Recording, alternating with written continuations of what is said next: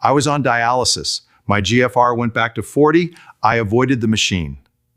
Thank you. I'm a doctor in natural medicine and a researcher in the field of kidney health. And today we talk about how to start improving your GFR number in all the stages of kidney disease, even stage 5. I've seen this happen personally. In one of my recent videos, I've interviewed a man named Mark who was on dialysis already at just 54 years of age. But then, he decided to change his life by taking a scientific approach to kidney disease and focusing on what worked for his very peculiar situation. He was able to get a result. I know that this sounds incredible, but after 4 months on dialysis, he was actually able to get out of it, all thanks to a personalized diet, personalized supplementation, and a scientific approach to his treatment. Even more incredible, he continued to improve. When I interviewed Mark, he was back in stage 3. And now the question is, how can you do the same? Well, it's simple. You need to focus on what works for you. Okay guys, since many of you liked my last video, I decided to show you more about how to personalize your own treatment for kidney disease. Personalization is extremely important. It can make the difference between ending up in dialysis and getting back to a better stage of kidney disease. In some of my last videos, I've talked about what really works depending on the other issues you may have in combination with CKD. Today, I want to go one step further by focusing on what actually works depending on your stage of CKD. Because this is what Mark did to get his health back. He found a supplement and a treatment that worked for stage 5 of CKD.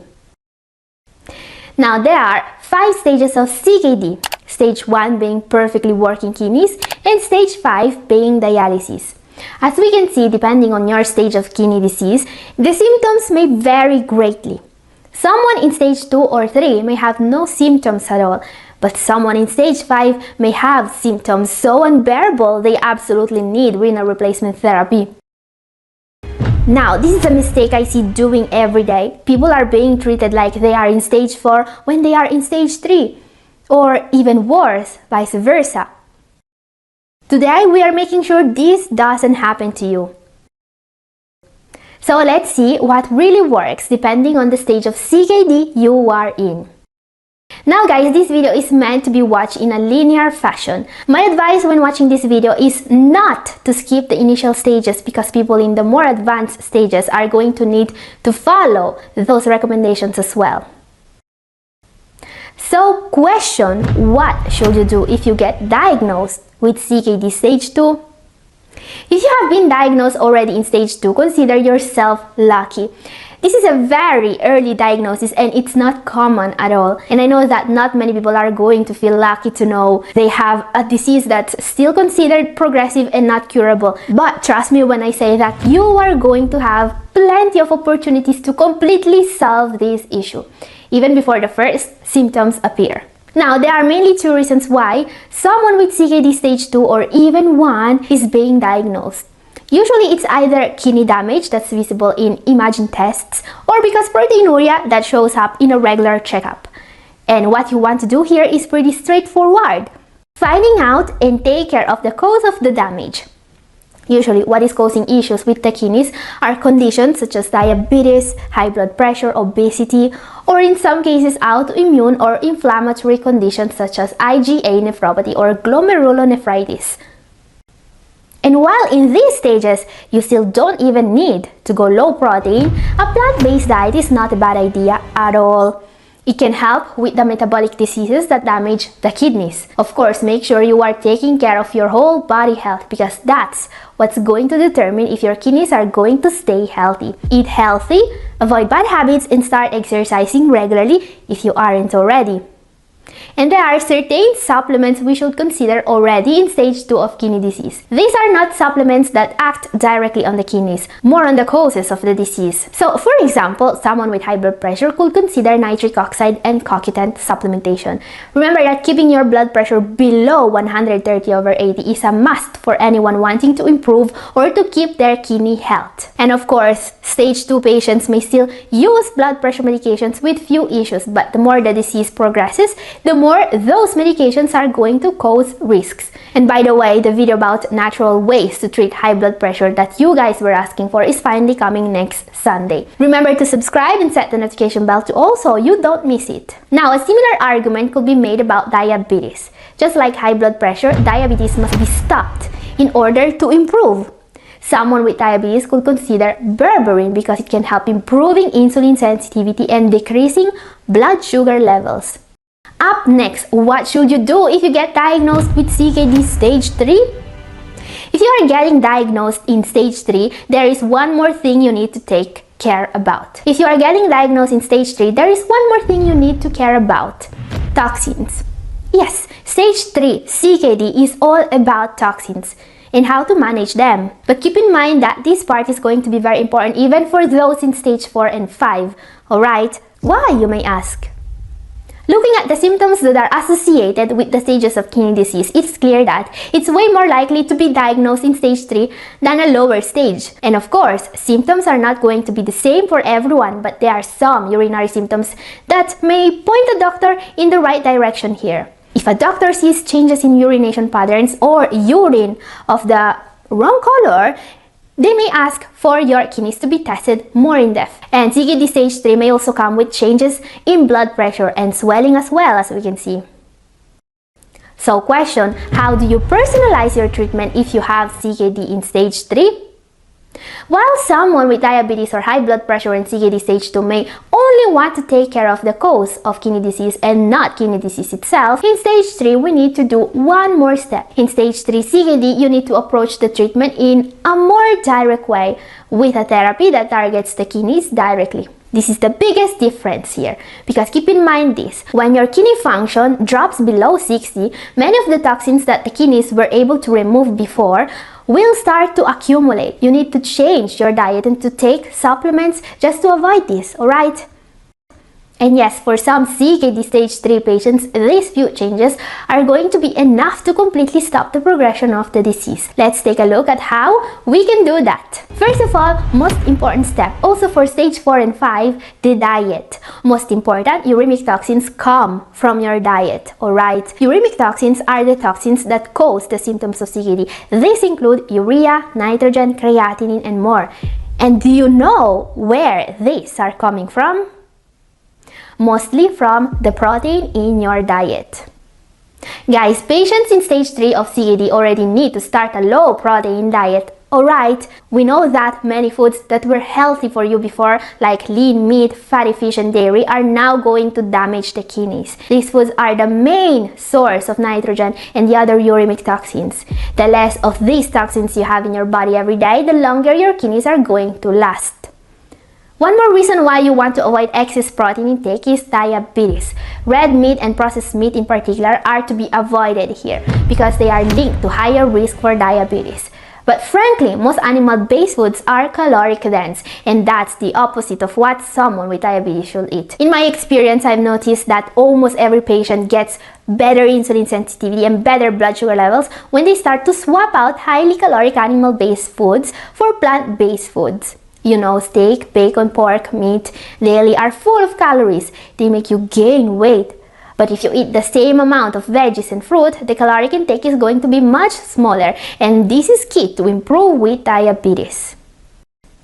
Now guys, following a low protein diet is a must in all the stages, starting from stage 3 but especially stage 4 and 5, if not yet on dialysis. But usually patients on dialysis are going to need a lot more protein because do you remember all those toxins that animal-based foods are going to produce? Urea, creatinine, nitrogen. Well, that's exactly what you are going to remove when doing dialysis. In fact, one of the reasons why Mark was able to achieve a success so incredible with kidney disease stage 5 and to go back to stage 3 was his absolutely strict diet. Mark is writing down and counting all the calories and protein he eats every day, and this is something I would recommend to patients in stage 3 already, especially if diabetes is also present. In fact, current guidelines for CKD management prescribe a very strict control on protein intake already from stage 3. But there are two more stages of CKD we need to talk about today, the most serious ones. So if you want to know more about the renal diet, my recent video up here and also down in the description is for you. Now question, what should you do if you get diagnosed with CKD stage 4? Okay, this is where things get complicated. Stage 4 is all about the complications, and you see a lot more patients are going to be diagnosed when they reach CKD stage 4, and this is because there are more symptoms in stage 4 often caused by complications. Most common symptoms include fluid retention, swelling or edema of extremities and shortness of breath. Urination changes are usually present too, and some patients may also experience kidney pain, sleep problems, muscle cramps, and well, more. You see, in kidney disease, the symptoms are not always going to be the same for everyone. Most of these symptoms you see are aspecific, meaning that other conditions may cause them as well. This is why we can't rely too much on them to gauge the health of our kidneys. Getting tested regularly is the only way to know. And it will also help us to deal with complications. Complications are all those health conditions that are caused by kidney disease and that may, well, cause serious kidney damage. We do not want that, of course. So question, how to beat the complications of CKD? Well, first of all, by getting diagnosed as soon as possible. There are mainly 4 complications with relative symptoms you should pay attention to. Let's see how to identify and treat them.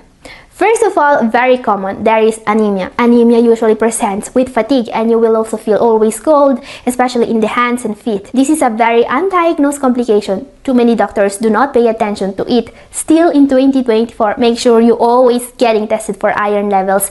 If this level is too low, take action immediately. To beat anemia, you will need a diet rich in iron. Legumes, seeds, and leafy greens is where you can get iron from the diet. Taking a renal multivitamin with iron is also very helpful here.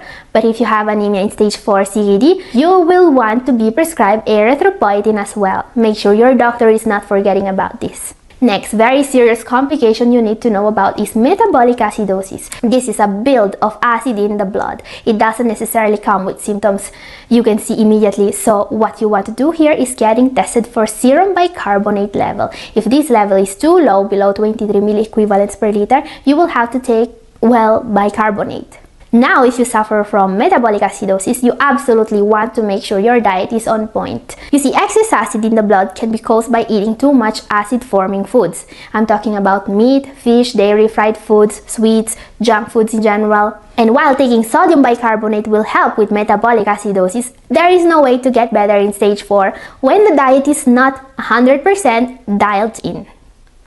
Metabolic acidosis can also cause another complication, hyperkalemia or too high potassium level. Yes, this can be also caused by excess acid in blood, which means that despite what many people will tell you, eating meat is way more likely to mess with your potassium levels than eating bananas, alright?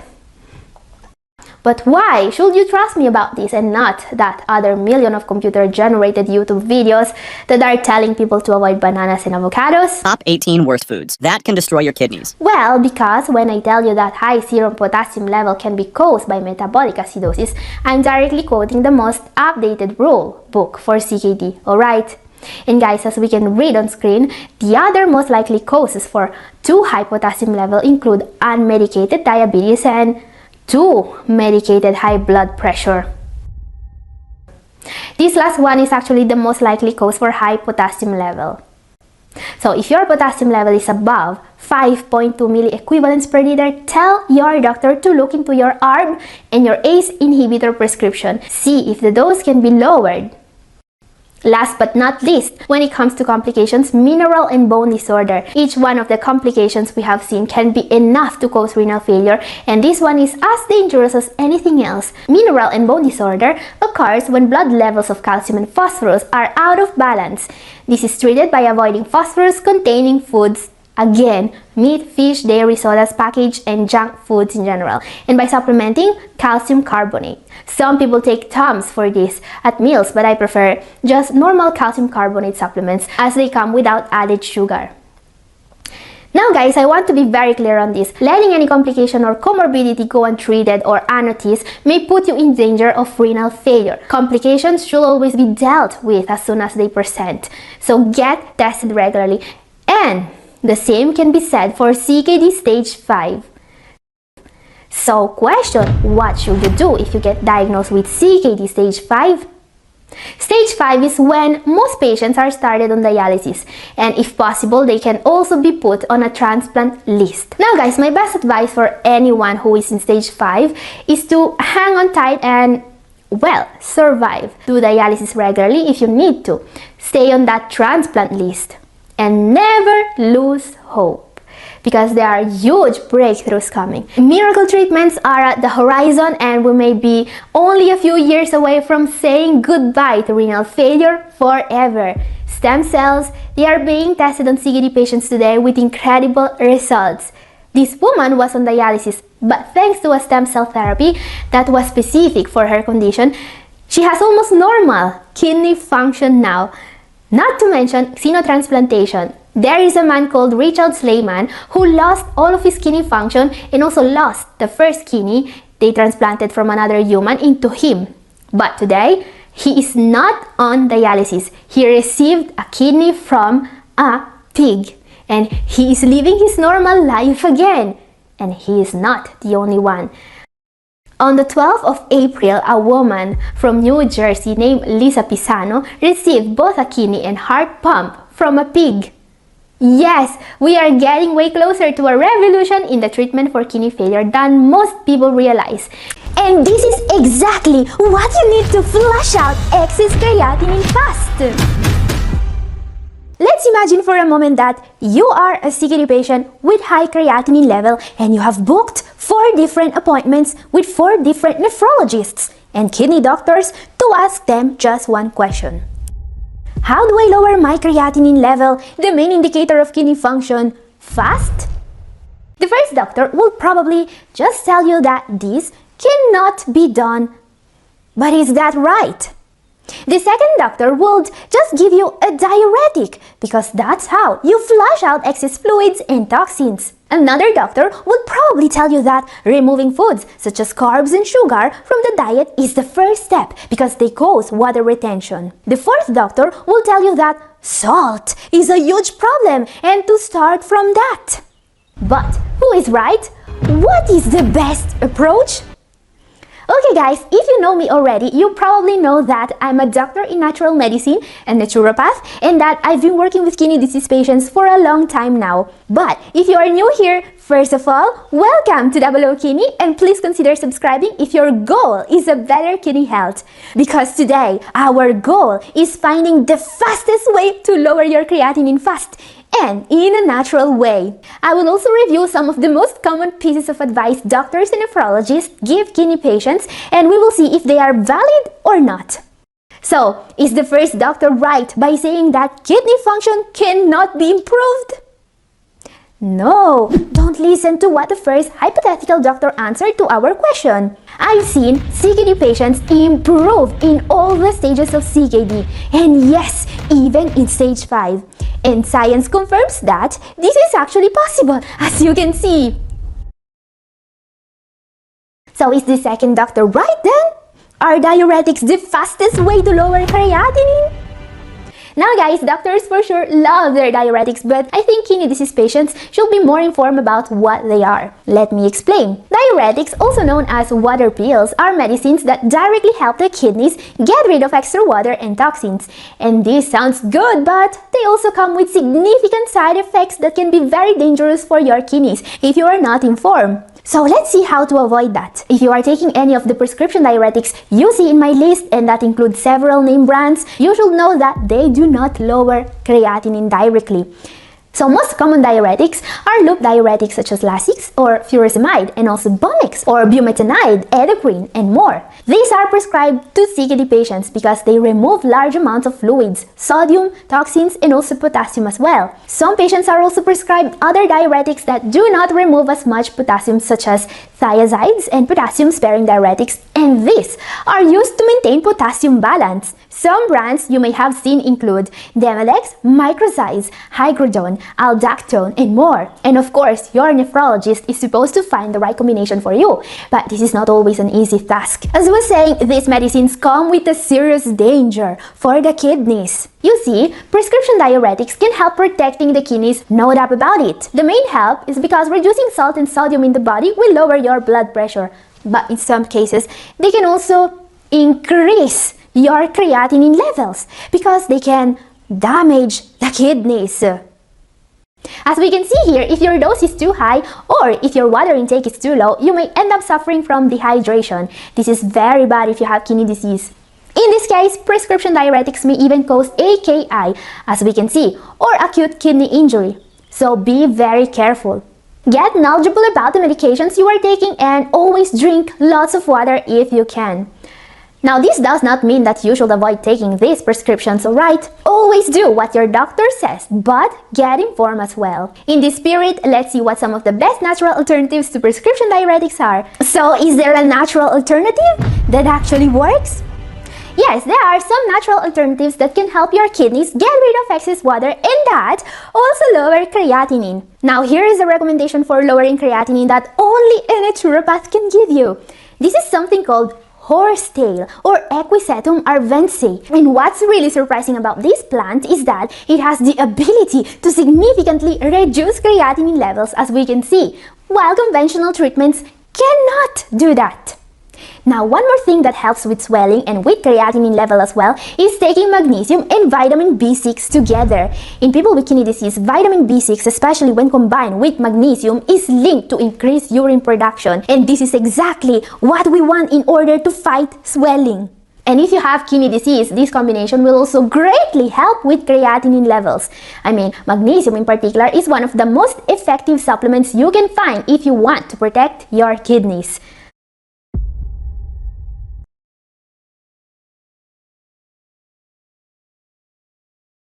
Okay, still two more ways to lower creatinine levels naturally and fast to see. By the way, I've just added a new feature on WO Kidney that will let you support my work here if you want. There is a little join button you can see right below my videos.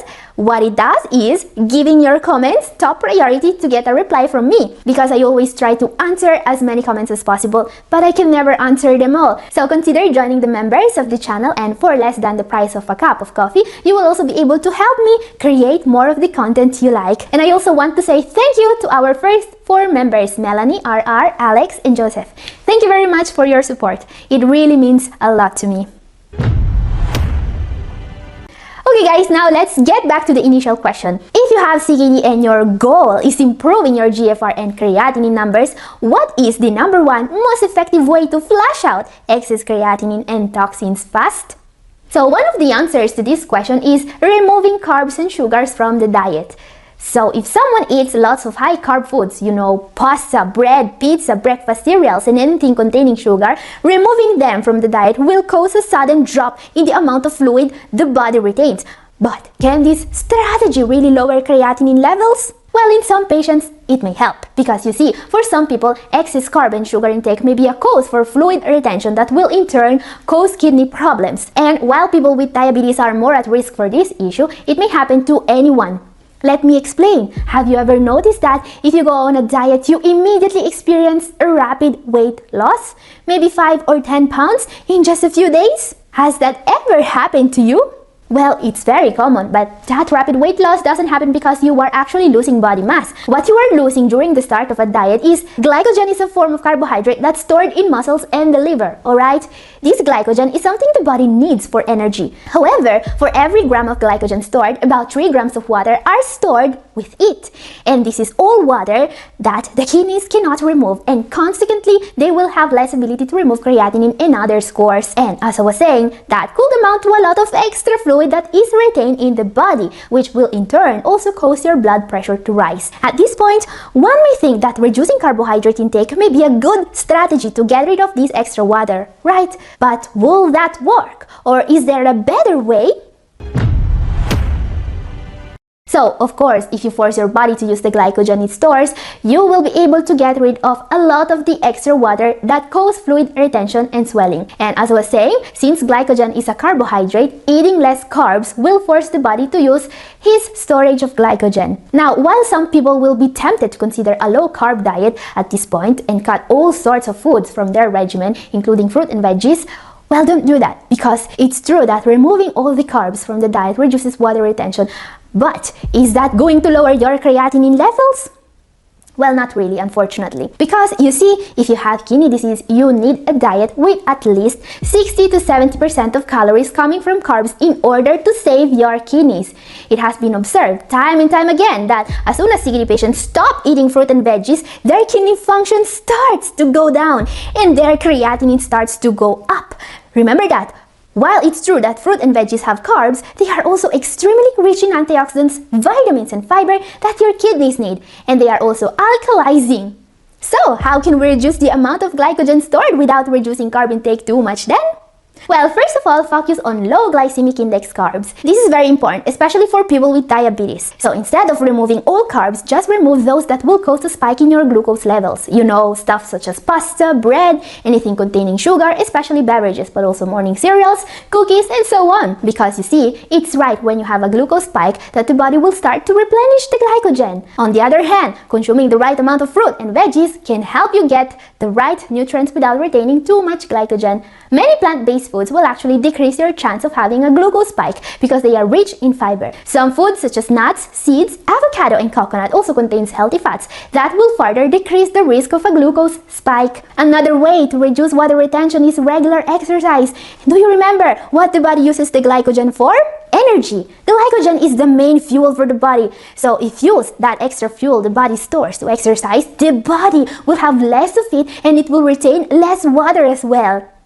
Third way to reduce water weight is maintain a healthy body weight. This is extremely important. If you suffer from diabetes, being overweight will worsen your insulin resistance. More insulin in the body means more glycogen is stored and more water is retained. So in short, if your goal is reducing water retention, you don't need to avoid all carbs. A better strategy is avoiding only high glycemic index carbs, such as those in junk foods and ultra-processed grains. At the same time, focus on moving more and do all you can to maintain a healthy body weight. This strategy is going to be extremely effective if your goal is not just to reduce swelling and water retention, but also your creatinine level. Okay guys, so we have seen two valid strategies that can be used to decrease fluid retention and to lower your creatinine level naturally. But as I was saying, if you will ask the question of how to lower your creatinine to several doctors, you will get several different answers. And of course, some doctors will tell you that sodium is your #1 enemy if your goal is reducing water retention and creatinine levels as well. But is that true? Well, let me be very clear on this. I don't have a problem with this answer, alright? Any doctor will tell you to be extremely careful with how much sodium you get, and they are right. But if you will ask me as well, I will go one step further. I will tell you that there is a hidden danger most kidney patients don't know about, and that's the danger of hidden sodium. Let me explain. Most big food brands have found out that if they put tons of sodium and sugar in their products, consumers will eat more of them, which is a very sound marketing strategy, but it also comes with a side effect. Most of the foods you find on the supermarket shelves will destroy your kidneys. This is why just avoiding the salt shaker is definitely not enough. By the way guys, all this excessive sodium intake these marketing geniuses force us to consume every day has been found to damage the kidneys even in the general population. Sodium directly damages the kidneys. Dealing with high levels of sodium forces the kidneys to work harder, so they will last less. And this is an effect that's independent from high blood pressure. So never think that just because your blood pressure is fine or your kidneys are fine, you don't need to limit sodium intake. So yeah, salt makes stuff taste good, but it's also very bad for your kidneys. And this may seem a bad thing unless you realize that it also means that getting rid of all that extra sodium also means directly protecting the kidneys. In fact, the lower the sodium intake, the better. Reducing sodium intake does not just help with high blood pressure and swelling, it will even lower your proteinuria level. So let's see how to achieve this. So question, what is hidden sodium and how do we avoid it? Now guys, I'm currently on a diet, and while I use an app to track my macros, I'm also reading tons of food labels, and I'm still baffled by the sheer amount of sodium food brands manage to put, even in the most innocent food items. You see, about 80% of the salt we ingest every day comes from processed foods and not from the salt shaker. Here are some of the foods that shocked me the most. Vegetable juice. They tell you that drinking vegetable juice is a simple way to get your veggies. Reality is that you will be mostly drinking a lot of sodium. An 8-ounce or 240 milliliters serving of vegetable juice may have 400 to 600 milligrams of sodium, which is almost half what you should get in a whole day. And let's talk about salad dressings. In a review of major brand name foods sold in US stores, salad dressing average over 300 milligrams of sodium per just 2 tablespoons or 28 gram serving. Yeah, the easiest way to ruin your salad in a salad dressing. Now, sandwiches are probably some of the worst offenders. Considering the bread, cured meats, processed cheese, and condiments, one single sandwich can easily surpass 1500 milligrams of sodium. Even eating one of these once in a while will be a bad mistake for someone with kidney problems. So yeah, the bottom line is, avoiding the salt shaker is not enough. You also need to double check the label of what you are eating very carefully. Don't get fooled by the marketing departments. Now guys, whenever I mention sodium in my videos, I receive comments from people that are worried about their use of sodium bicarbonate as a supplement. But does sodium bicarbonate actually contain sodium? And also, is there an alternative? Well, I've actually just made a video to answer these questions. It's up here and also down in the description if you missed it. And this is all for today. Thank you for watching. God bless you all. Bye!